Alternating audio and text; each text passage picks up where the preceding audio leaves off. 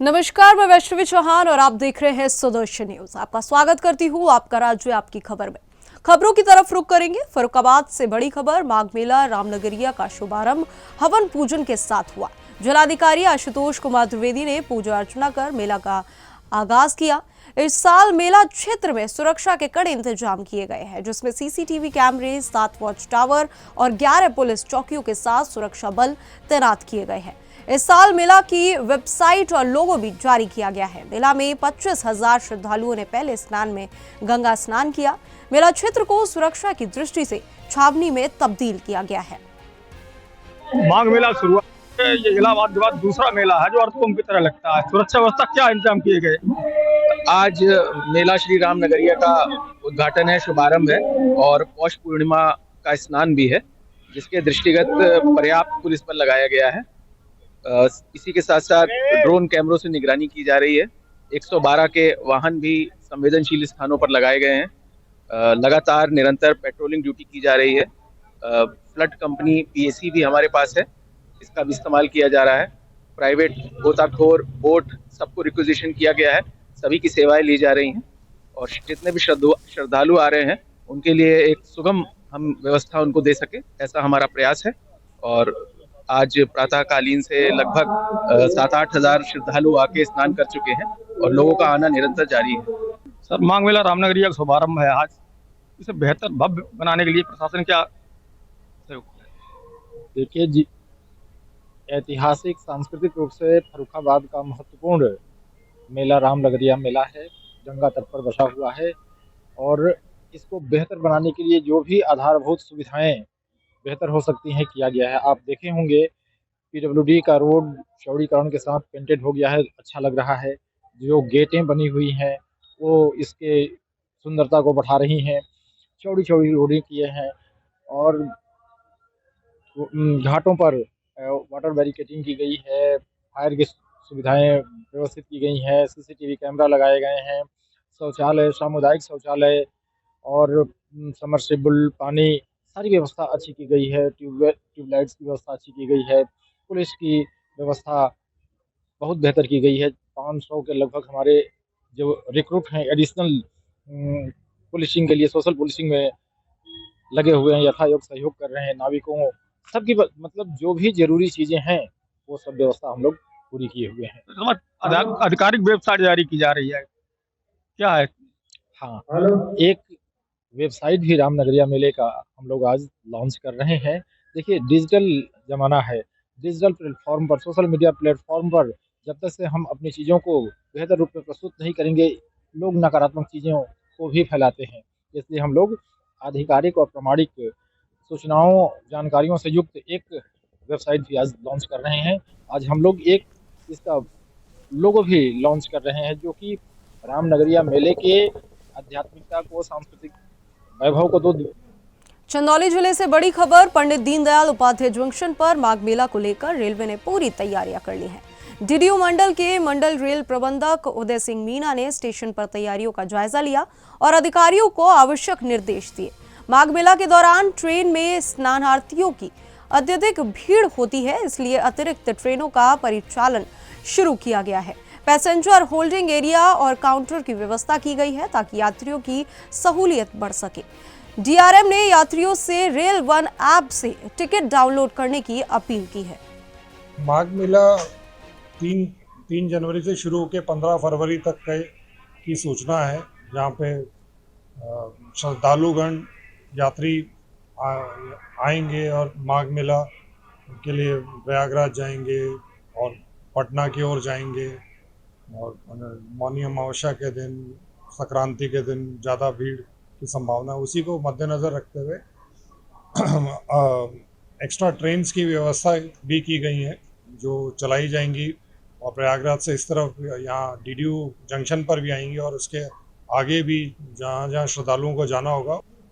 खबर यूपी के हरदोई से है, जहां नाबालिग से दुष्कर्म करने वाले आरोपी को पुलिस ने गोली मार दी है। पुलिस ने मुठभेड़ में आरोपी को गोली मारी है। दरअसल नाबालिग लड़की खेत में बथुआ लेने गई थी। उसी समय एक हैवान ने 8 वर्षीय मासूम के साथ दुष्कर्म किया। पुलिस ने आरोपी के खिलाफ मुकदमा दर्ज कर आगे की कार्रवाई शुरू की, जिसमें वांछित अभियुक्तों की गिरफ्तारी के लिए जनपद में अभियान चलाया गया। मुखबिर की सूचना पर पहुंचकर पुलिस ने आरोपी की घेराबंदी की। स्वयं को घेरा देखकर पुलिस टीम पर आरोपी ने फायर भी किया, जिसकी जवाबी फायरिंग में आरोपी मुनेंद्र घायल हो गया। वहीं पकड़े गए आरोपी के पास से अवैध शस्त्र बरामद हुए हैं। थाना पिहानी पुलिस द्वारा वांछित चल रहे एक अभियुक्त जिसका नाम मुनेंद्र पुत्र रामस्वरूप निवासी ग्राम अकोहरा थाना पिहानी जनपद हरदोई को मुठभेड़ के दौरान गिरफ्तार किया गया है। इस अभियुक्त के पास से एक तमंचा, एक खोखा कारतूस एवं एक जिंदा कारतूस बरामद हुए हैं।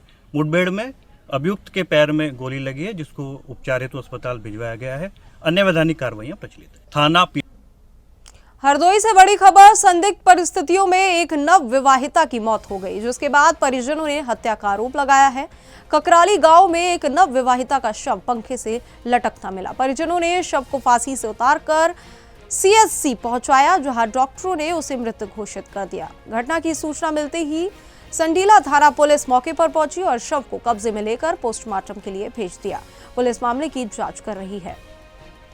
थाना सवाईपुर में दिनांक 30 दिसंबर को विपिन कटियार ने अपने भाई नितिन उर्फ गोविंद की हत्या के संबंध में एक तहरीर दी, जिस पर थाना सवाईपुर में समुचित धाराओं में अभियोग पंजीकृत करते हुए घटना के अनावरण के लिए स्वाट सर्विलांस और एसओजी तथा सवाईपुर पुलिस की टीमें लगाई गई थी। आज उसमें एक महत्वपूर्ण सफलता मिली और पुलिस द्वारा इस घटना का सफल अनावरण किया गया। घटना में शामिल अभियुक्त गौरव उर्फ भोला को गिरफ्तार किया, जिसने अपना जुर्म स्वीकार किया है।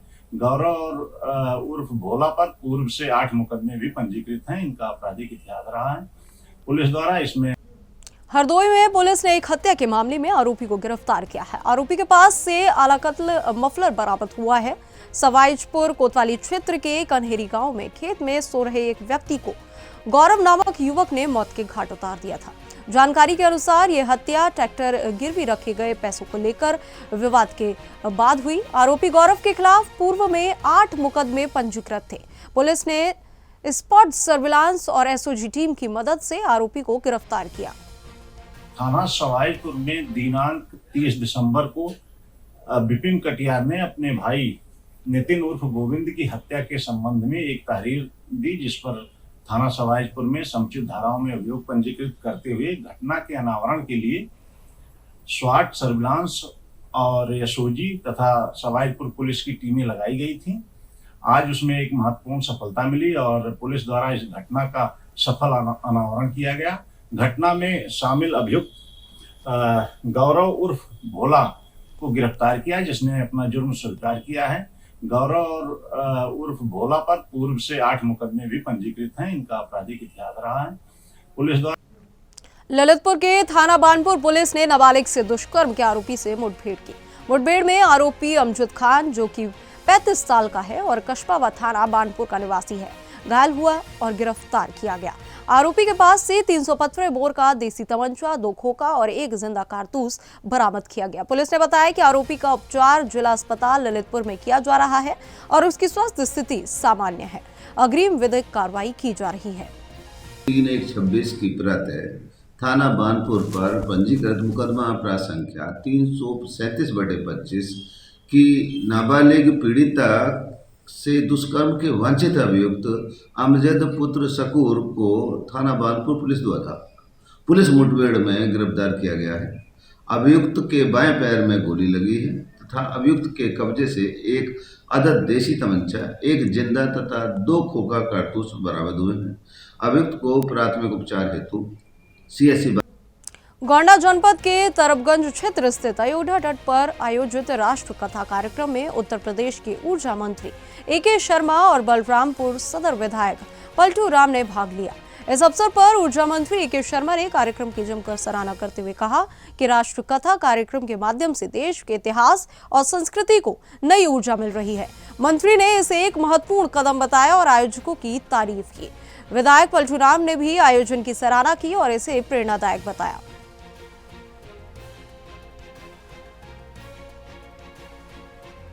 खबर शामली से है, जहां थाना भवन में मां शाकंभरी देवी के जन्मोत्सव की पूर्व संध्या पर भव्य जागरण का आयोजन किया गया, जिसमें श्रद्धालुओं की भारी भीड़ उमड़ी।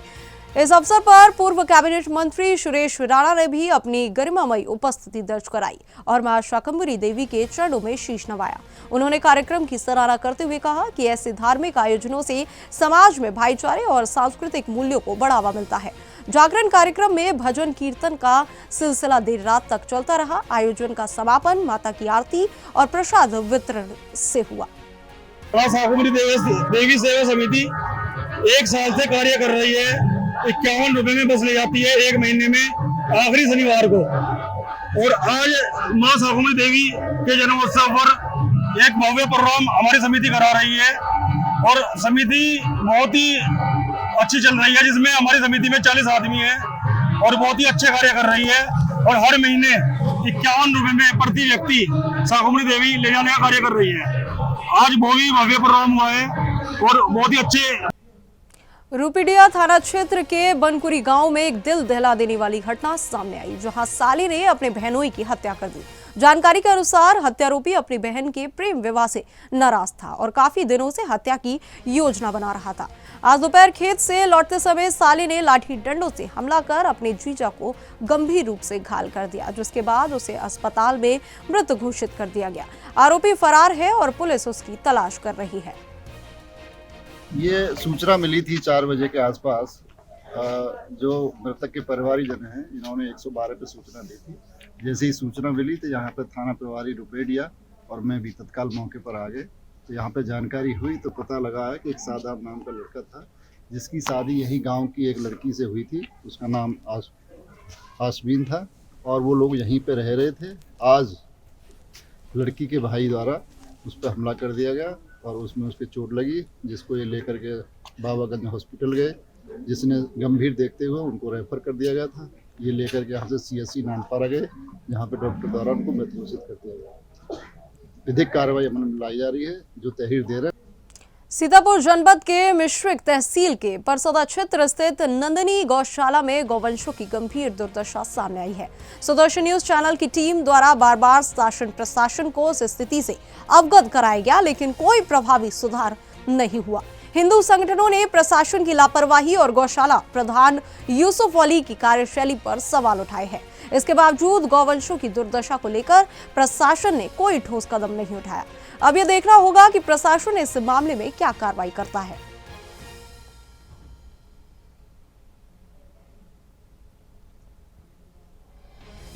मुंगेर जिले के सफिया सराय थाना क्षेत्र स्थित सिंगिया गांव से एक 19 वर्षीय युवती मनसा कुमारी के अपहरण का मामला सामने आया है। परिजनों का आरोप है कि एक युवक पहले गेहूं पिसवाने के बहाने युवती से संपर्क करता रहा और फिर उसे प्रेम जाल में फंसाकर 29 दिसंबर 2025 को फरार हो गया।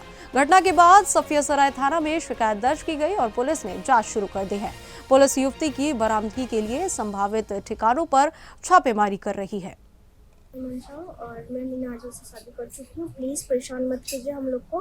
मैं जहाँ भी हूँ मैं सेफ हूँ बिल्कुल, और ये मेरे साथ मीनाजी है और मैं दोनों खुश हूँ, ठीक है। और कोई लव जिहाद नहीं किया है और हम दोनों अपने खुद से मर्जी से शादी किए हैं। अगर हाथ मांगते तो फिर पापा पेरेंट्स लोग फिर एक्सेप्ट नहीं करते, ना इसका पेरेंट्स एक्सेप्ट करता ना मेरा, तो इसलिए हम दोनों को अपना ये कदम उठाना पड़ा। वो जाती थी क्लास करने और जाती थी, उसको हम लिखाए थे BSc नर्सिंग का तैयारी, बोली मम्मी करेंगे, तो हम बोले ठीक है।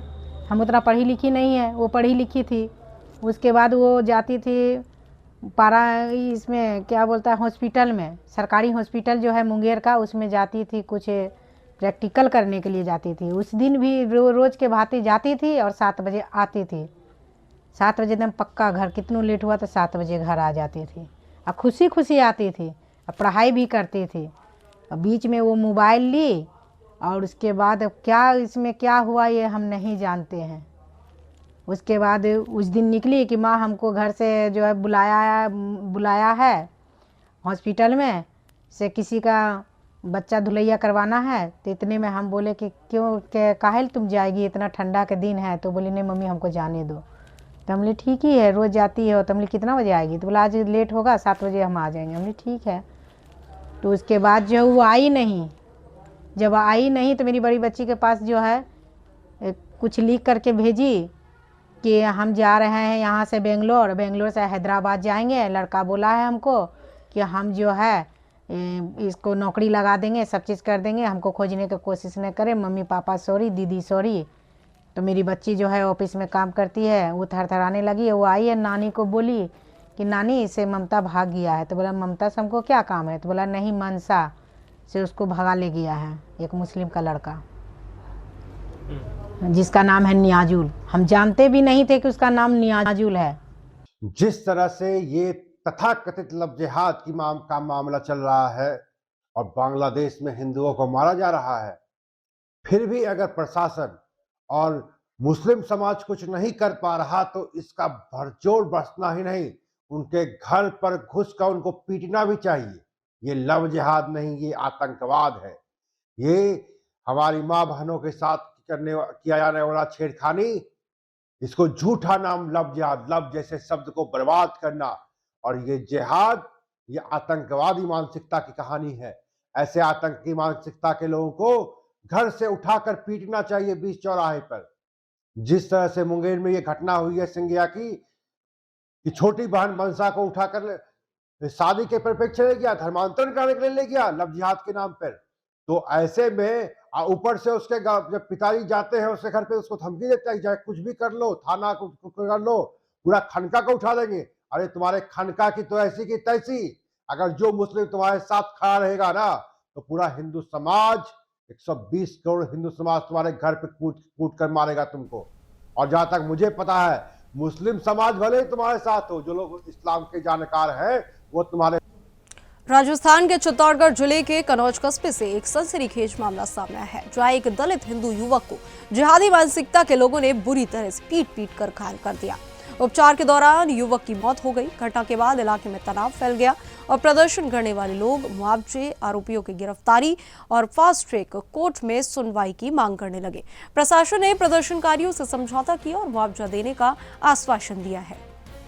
ये हमारे परिवार का मामला है और ये हम हमारे सुलझा लेंगे। आप आपका थोड़ा ध्यान देना, आप हमारे घर से बाहर जाइए तो भी वो बाहर नहीं जाते हैं। उसको उस परिवार के बातचीत में इंटरफेयर करते हैं, तो फिर वो थोड़ी देर बाद उनको समझाने पर वो चले जाते हैं। तो फिर उनका लड़का आता है मुस्लिम, जो आकर 6-7 जनों को लेकर आता है, दुर्गेश को ऊपर मारपीट करना शुरू कर देता है। लोग मारपीट में सिर में इस तरह की गंभीर चोट लगने से चित्तौड़ हॉस्पिटल यहाँ पे एडमिट करके इनको उदयपुर रेफर किया जाता है, जो कि 1 तारीख को उनकी सुबह डेथ हो जाती है। उस बात को लेकर यहाँ पे हम कल रात से लेकर धरना प्रदर्शन समाज समुदाय व हिंदू समाज द्वारा, यहाँ ग्रामीण के सहयोग से सभी के द्वारा यहाँ पे जो प्रदर्शन किया गया वह पूरी रात बीते दिनों कनौज में एक हिंदू युवक की पीट कर कुछ जिहादियों द्वारा हत्या कर दी गई। उसको लेकर पिछले 2 दिन से यहाँ माहौल खराब है और ये इस तरीके की जो घटनाएं हो रही है राजस्थान में, उसको आप अनिल जी किस तरीके से देखते हो? क्या घटना हुई? एक्चुअली में भाई साहब, जो एक जाति विशेष द्वारा सनातनियों को टारगेट बना के जो प्रहार किया जा रहा है, उसका समस्त सनातनियों द्वारा विरोध करना पड़ेगा हमको, तभी इसका स्थायी समाधान होगा। और जो कन्नौज में कल की घटना हुई वो दुर्भाग्यपूर्ण घटना हुई।